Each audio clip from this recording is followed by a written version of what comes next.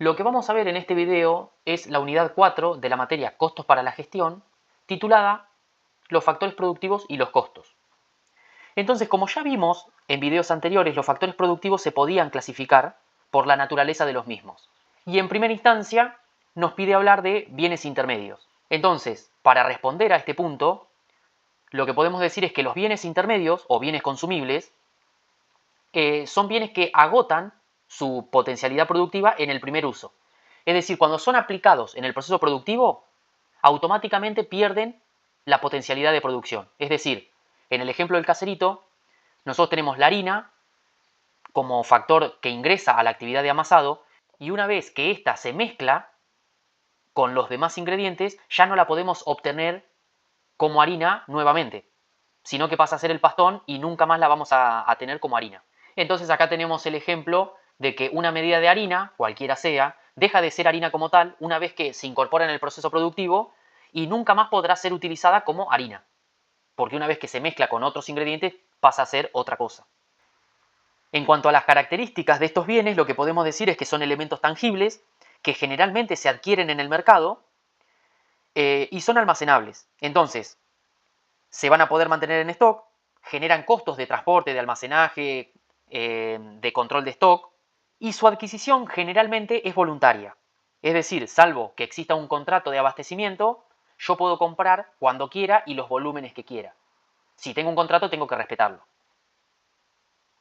En cuanto al componente físico, la cantidad y la calidad de los bienes consumibles que se van a utilizar en el proceso productivo tiene una estrecha vinculación con la calidad del objetivo terminado.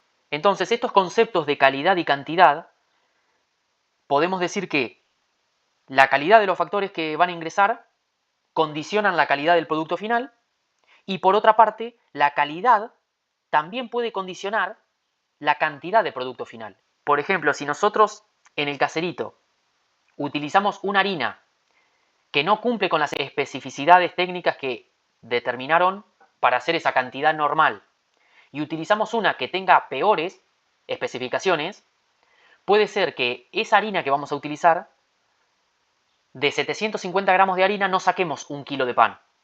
Entonces puede ser que tengamos que utilizar 750 kilos de harina para sacar 800 gramos de pan. Entonces ese sería un ejemplo en el cual la calidad del factor que ingresa nos modifica la cantidad de producto final a obtener. Vinculado con lo antedicho, entra el concepto de las mermas. Cuando hablamos de merma, lo que estamos señalando es que la totalidad de los bienes consumibles incorporados en el proceso productivo no siempre se convierten en producto terminado.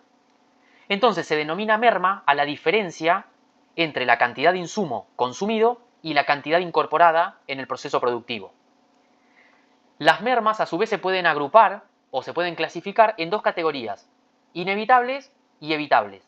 Las inevitables son aquellas que son consecuencia natural del proceso productivo. Entonces acá tenemos el ejemplo también del caserito de si nosotros tenemos una vez elaborado el pastón, hacemos las piezas crudas, es decir, pasa al área de corte y moldeado y se hacen las piezas crudas tanto de medialuna como de pan francés, bueno, si las piezas crudas una vez hechas, cortadas y moldeadas, pesan menos que lo que pesaba el pastón cuando ingresó, bueno, ahí va a ser una merma evitable porque justamente no se le hizo nada a ese pastón más que cortarlo y moldearlo. Entonces no puede haber un desperdicio ahí. No puede haber disminuido su peso porque la cantidad es la misma. Entonces ahí sería una merma evitable en caso de que se pierda algún cacho de masa. En cuanto a la inevitable, el ejemplo sería cuando nosotros tenemos esas piezas crudas, que por ejemplo en el trabajo creo que pesaba 24 kilos cada pastón, entonces 24 kilos cada pastón, las piezas cortadas y moldeadas van a pesar 24 kilos también. Y cuando nosotros metemos esas piezas al horno y las sacamos, ya horneadas, pesaban 20 kilos de pan. Entonces esa merma de 4 kilos es una merma natural del proceso productivo porque cuando nosotros ponemos las piezas crudas en el horno, lo que puede pasar es que toda el agua que le pusimos a la mezcla se evapore y entonces por eso pesan menos las piezas.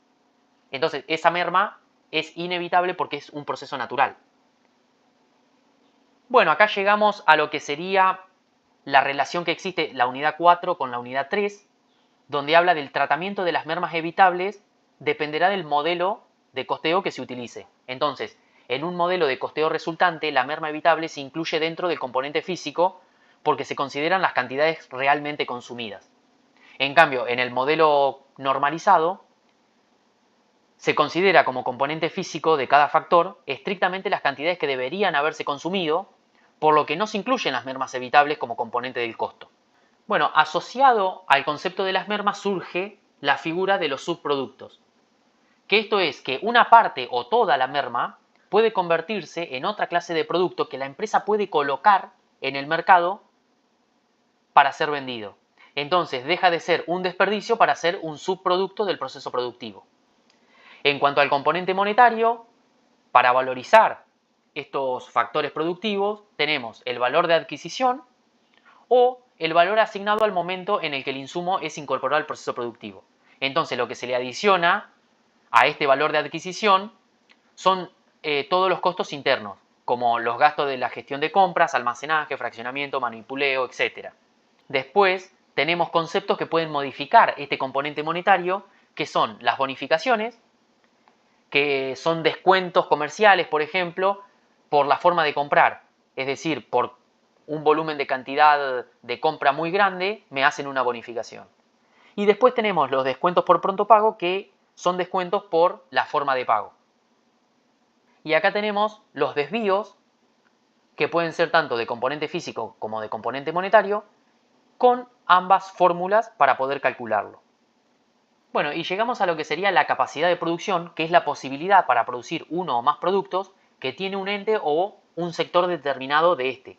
Si no existen limitaciones en cuanto a la disponibilidad o disposición de los factores variables, los factores que actuarán como determinantes o limitantes de la producción que puede obtener una planta serán los factores fijos. Si tenemos en consideración la capacidad del ente como un todo, como un conjunto de unidad, estaría condicionada esta capacidad de producción por el potencial productivo que tenga el centro o área de menor capacidad dentro del conjunto, que generalmente se denomina cuello de botella. Y de esto surge la capacidad máxima teórica y la capacidad máxima práctica. En cuanto a la capacidad máxima teórica, es la producción posible de alcanzar con una planta y en un periodo determinado, suponiendo un 100% de eficiencia y aprovechamiento de los medios productivos existentes. Y generalmente vienen en los manuales de las máquinas las cantidades que puede procesar una determinada máquina. Entonces, esa cantidad no tiene en cuenta las paradas de planta, los mantenimientos preventivos, etc. Y luego tenemos la capacidad máxima práctica, que es la capacidad, considerando la utilización posible de los medios existentes, prescindiendo del destino de la producción. Y bueno, y se consideran las interrupciones normales en un proceso productivo. Y luego llegamos a un concepto que está relacionado con la capacidad productiva, que sería el nivel de actividad. Entonces nosotros tenemos la capacidad de producción, un nivel de actividad que nosotros vamos a determinar, por ejemplo del 85%, y de lo que no se utiliza surge la capacidad ociosa. Entonces, en cuanto al nivel de actividad, puede ser considerado desde dos puntos de vista.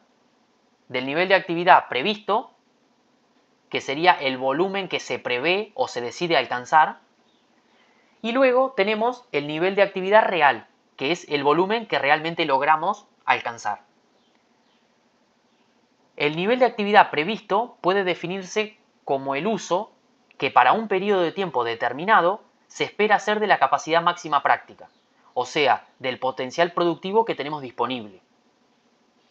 En cuanto al nivel de la actividad real, el nivel de actividad real podría ser menor o mayor al nivel de actividad previsto, debido a un empleo distinto de tiempos previstos de operación o a una productividad distinta a la que habíamos previsto. Y luego, como ya habíamos dicho, la capacidad ociosa va a ser la diferencia entre la capacidad de producción que tenga el ente con el nivel de actividad determinado, tanto sea la prevista o la real, cualquiera que consideremos. Luego tenemos los bienes de capital, que serían factores materiales de consumo diferido, y acá entra el tema del cálculo de la amortización. Luego tenemos los servicios intermedios y los servicios de terceros.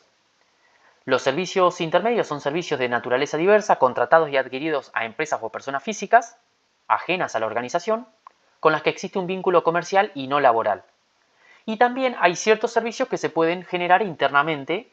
Ejemplo de estos son los servicios que generan las acciones mediatas. Acá hay toda una enumeración de los servicios que puede haber en una empresa. Y luego la clasificación de estos servicios es importante. La primera clasificación es según la frecuencia de su utilización y pueden ser permanentes, habituales, eventuales. Según los condicionamientos para su contratación, pueden ser libres o condicionados, dependiendo si hay o no un contrato. Según las diferentes modalidades de contratación, puede ser el pago a destajo, con abono fijo, a comisión o abono más consumo. Entonces acá hay un par de conclusiones que hay de todo esto que estuvimos diciendo y se las dejo a ustedes para que las lean. Luego tenemos los recursos humanos. Los recursos humanos representan el valor del trabajo realizado por la dotación estable de personal que constituye el desarrollo del proceso productivo. Hay dos características a destacar de este recurso, que es la potencialidad, que se agota en el primer uso, al ingresar al proceso de transformación, ya que el trabajo humano aplicado al mismo no admite usos posteriores. Y el tema de la disponibilidad es un problema esencial de este recurso, porque no podemos almacenar la mano de obra y de ahí puede suceder desaprovechamientos por no ser utilizados en tiempo y forma. Y un ejemplo de esto es, si tenemos una jornada laboral de 8 a 14 horas y de las 14 horas, de las 10 horas a las 14 horas no se trabajó porque se cortó la luz, esa mano de obra a las 14 horas perdió su potencialidad productiva del día porque terminó la jornada laboral. Haya o no trabajado, el recurso ya fue inserto en el proceso productivo y no puede volver a utilizarse la parte que no se trabajó. En cuanto a la determinación de qué recursos humanos son necesarios para la obtención del objetivo productivo, un primer aspecto a considerar es la desagregación en funciones de la naturaleza de la actividad que realiza el recurso humano y su relación o no con el proceso productivo. Entonces, deberíamos diferenciar, por un lado, el personal afectado a cada sector o a cada acción de la cadena de valor, y dentro de cada una de estas categorías deberá efectuarse la asignación de los recursos humanos por cada acción mediata o inmediata, distinguiendo el personal afectado a cada actividad, si sea principal o de apoyo. Luego podemos clasificar a los recursos humanos como recursos humanos directos o indirectos. Los recursos humanos directos generalmente forman parte de los costos de las acciones inmediatas, aunque no debemos considerar esta expresión como una regla general. En cuanto a los indirectos, se alojan en acciones mediatas, pueden llegar al costo del objetivo productivo a través del uso de las unidades de obra que generan las acciones mediatas y que son consumidas por alguna acción inmediata. Bueno, acá está la determinación del componente físico, las unidades físicas necesarias para realizar una unidad de obra. Tenemos las relaciones de productividad, esto se los dejo para que los lean. La determinación de los tiempos considerados normal, los estudios que deben hacerse, el estudio de tiempos. Acá tenemos el componente monetario, que tenemos la cuota de recurso humano. Entonces nosotros, una vez que clasificamos, por ejemplo, los recursos humanos en los que trabajan en una actividad productiva, los que trabajan en administración, los que trabajan en mantenimiento, por ejemplo, bueno, de lo que se paga en total a cada persona que está ahí adentro, se arma como un total, se divide por la cantidad de horas que trabaja cada uno y así se determina la cuota de recurso humano de productivo, la cuota de recurso humano administrativo y la cuota de recurso humano de mantenimiento. Esto se lo dejo para que los lean, y acá están los conceptos que forman parte de las cargas sociales, porque para determinar la cuota de recurso humano no solo se toma en cuenta lo que se le paga al trabajador, sino que se le adicionan todas las cargas sociales que paga el empleador, y que eso agranda el costo de tener este factor a disposición. Entonces, acá hay una lista que no agota, por supuesto, las que hay, pero hay una lista de los componentes que agregan y que forman parte de las cargas sociales y que se agregan también a la cuota de recurso humano. Y acá tenemos la cuota normal o cómo determinamos la cuota real siguiendo esta fórmula, y luego tenemos los desvíos. En todos los factores vamos a tener los desvíos. Bueno, y una particularidad del recurso humano es esta diferenciación que se hace entre la variación de eficiencia y la variación de capacidad. Un ejemplo de cada una de ellas sería que, por ejemplo, no se trabaja un día porque se cortó la luz. Entonces, si nosotros teníamos que trabajar 25 días, que eran los considerados normales al mes, y en 25 días teníamos que producir 100 pastones de pan francés, eso significa que tenemos una producción de 4 pastones diarios. Entonces, si nosotros faltamos un día porque se cortó la luz y no pudimos trabajar, y en vez de trabajar 25 trabajamos 24, bueno, no va a haber variación de eficiencia y solamente va a haber variación de capacidad si nosotros en 24 días hicimos 96 pastones. En cambio, si nosotros, pasando la producción a un día, en un día teníamos que producir 4 pastones de pan francés, y en vez de producir 4 estuvimos trabajando todo el día y producimos 3, bueno, ahí hay una variación de eficiencia. Llegamos a lo que sería recursos naturales. Bueno, los recursos naturales son bienes provistos por la naturaleza que no han sido modificados en su esencia. En cuanto a las cuotas de amortización, es de aplicación lo desarrollado en bienes de capital, es lo mismo. Se determina el monto que se pagó por la concesión, por ejemplo, por 30 años, y bueno, tenemos lo que pagamos para tener la concesión dividido los 30 años que nos van a permitir la utilización de este bien natural. En cuanto al impacto sobre su potencialidad productiva provocada por su empleo, los factores pertenecientes a este grupo presentan particularidades que los diferencian entre sí, reconociéndose los recursos naturales renovables, los renovables artificialmente y los no renovables. Y luego tenemos el capital financiero, que no es más que el dinero que resulta necesario inmovilizar en el tiempo para disponer de los medios de producción para desarrollar el proyecto. Entonces, las dos formas de financiar este capital financiero es con capital de terceros, que serían los pasivos, el financiamiento de terceros, y nosotros pagamos una tasa de interés. Y al capital propio son aportes de los propios accionistas o propietarios, y la retribución que van a tener va a ser los dividendos. Bueno, y recordando el título de la unidad, que es los factores productivos y los costos, para poder hablar de los costos, tenemos que hablar del tratamiento de los factores en la acumulación de los costos. Entonces, este tratamiento va a depender de qué tan relevante o significativos sean los factores para el proceso productivo. Entonces, tenemos un tratamiento individual y un tratamiento grupal. Tratamiento individual se le va a dar a aquellos factores que sean considerados significativos o relevantes para el proceso productivo. Y entonces, en este procedimiento lo que vamos a hacer es determinar tanto las relaciones de productividad del componente físico como del monetario, de cada uno de los factores considerados necesarios para el objetivo productivo, y luego, haciendo una sumatoria de los mismos, llegamos a lo que sería el costo de cada uno de los productos finales. Y por el otro lado tenemos el tratamiento grupal de los factores. Este tratamiento grupal se va a hacer sobre los factores que no cumplan con la condición de ser relevantes y significativos para el proceso productivo. Entonces, lo que se busca es representar de forma conjunta un cierto grupo de factores que comparten una característica o una condición en común. Entonces, para aplicar este mecanismo de tratamiento grupal, tenemos que cumplir 3 pasos.